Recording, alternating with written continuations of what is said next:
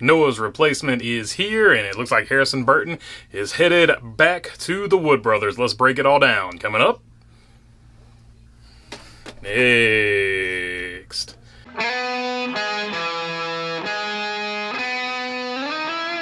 What's going on, everybody? Hope you're doing good today. All right, Harrison Burton looks like he is headed back to the Wood Brothers next season. Let's take a look at this from Jordan Bianchi at The Athletic.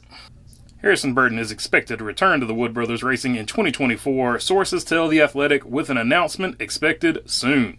So there you go. For those of you wondering about the new crew chief change and all that good stuff, looks like Harrison Burton will be working with the crew chief next season, and Austin Cindric, of course, will be working with his crew chief next season. It was not a sign of that Harrison Burton was going to be out of that ride. He is going to be back in that ride next season, but it begs the question now, where does Zane Smith go? Is Zane Smith going to be the one headed to that number 10 for Stewart-Haas Racing in the future, or is Aric Almirola coming back? Either way, we know that question for the number 10 is going to be answered. The only question that still remains is, what is Zane Smith going to do? Is he going to stay in the Truck Series? Is he going to Xfinity?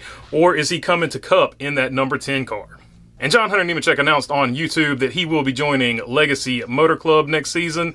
Of course, this was basically announced a long time ago by Jordan Bianchi, who even before Memegate with Noah Gragson said that John Hunter Nemecheck was probably going to be replacing Gragson in that car. So this has looked like it's been planned for quite some time, but he will be the next Toyota driver. He will be the next driver of that 42.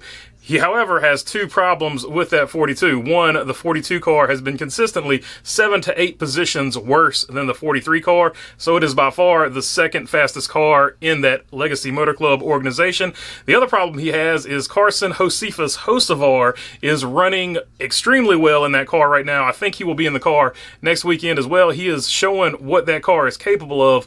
So as long as they keep Hocevar in that car and he keeps doing good, those are going to be the results that John Hunter Nemecheck is going to have to live up to, whereas previously the people that were in that car had not had any type of good runs. That car had not had any good momentum, so there was literally no pressure.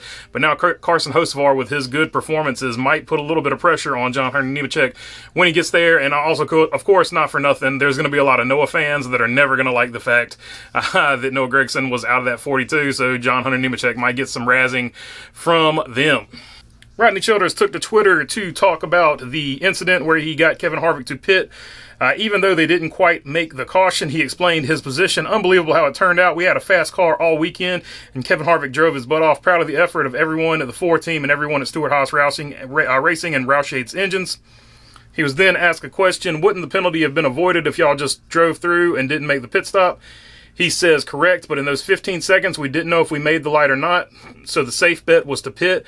So if you made the light, you would be the leader driving through, and then finding out we made the light would be even more of a disaster. Then another question was asked, correct me if I'm wrong, but isn't that just last on the lead lap versus tail end of the lead lap passing through, and being last on the lead lap seems safer in my opinion? To which he responded, if you knew you didn't make the light, yes, the correct thing to do is drive through and start 15th and maybe 7th or 8th. But if you think you maybe made the light, you pit and stay the leader in control of the race. You're trying to win. That's the goal.